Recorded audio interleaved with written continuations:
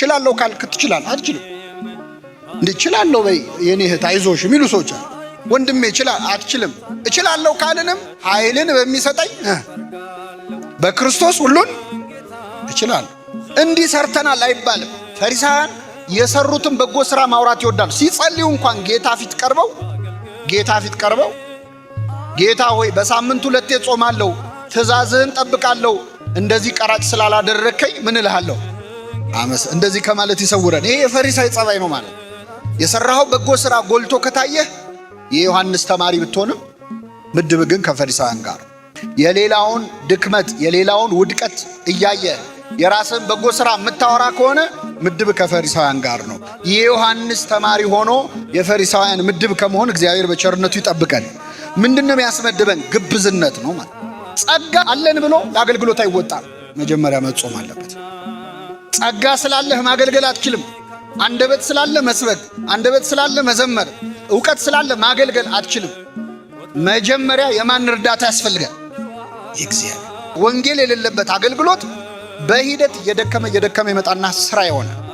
በዚህ ምክንያት እኔ ስንት ዓመት አገልግያለሁ ብለው የካዱ ሰዎች አሉ። እኛንን እኮ ቤተክርስቲያን ያሰራ ነው ብለው ሃይማኖት የቀየሩ ሰዎች አሉ። ለምን? ከስራ በፊት መሰራት ያለበት ሰውየው ነው አይደለም? ነው አይደለም? እሳት ነው መንፈስ ቅዱስ። እሳት ካልተቆሰቆሰ አይነድም።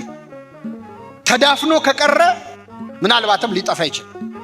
እያንዳንዳችን ፈጽመን እስካልካድነው ድረስ ከኛ የማይለይ ጸጋ መንፈስ ቅዱስ በ40 እና በ80 ቀናችን ተሰጥቶናል። በተሰጠን ጸጋ እንድናገለግል ግን ምን አለ? ባንተ ያለውን የመንፈስ ቅዱስ ጸጋ እንድታነሳሳው መክራል። ጸጋ ሲባል መዘመር፣ መስበክ፣ መቀደስ ምናምን ይመስላል። ይሄ የቤተክርስቲያን አገልግሎቶች ውስጥ ያሉ ስራዎች እሱ አይደለም። ብዙ ጸጋ አለ። የጸጋ ስጦታ ልዩ ልዩ ነው። መንፈስ ቅዱስ ግን አንድ ነው። ለአንዱ ትዕግስት ይሰጠዋል ጸጋ ሆኖ፣ ለአንዱ ንጽህና ይሰጠዋል፣ ለአንዱ መመጽወት ይሰጠዋል፣ ለአንዱ ማስተዳደር ይሰጠዋል። የግድ በቤተ ክርስቲያን ያለው አገልግሎት ብቻ አይደለም። መንፈስ ቅዱስ በ40 እና በ80 ቀን ሲሰጠን ሁላችንም ላይ ይሰራል። እዚህ መሃል ጸጋ የሌለው ሰው የለም። ያለ ስራ የፈጠረው ሰው የለም። ከዚህ መሃል እግዚአብሔር በእኛ የሆነ ድንቅ ነገር ሊያደርግ ይፈልጋል። ስለዚህ ቆስቁሱት እስቲ። እግዚአብሔር በእኔ የሚሰራው ምንድን ነው? ምን ፈልገን የፈጠርከኝ እዚህ ምድር ላይ ያመጣኝ? በእኔ ምንድን ነው እቅድ? በማይረቡ ሰዎች ስትሰራ ይቻለሁ። ከእኔ በላይ የማይረባ የለም። ታዲያ በእኔ ላይ ለምን አትሰራም?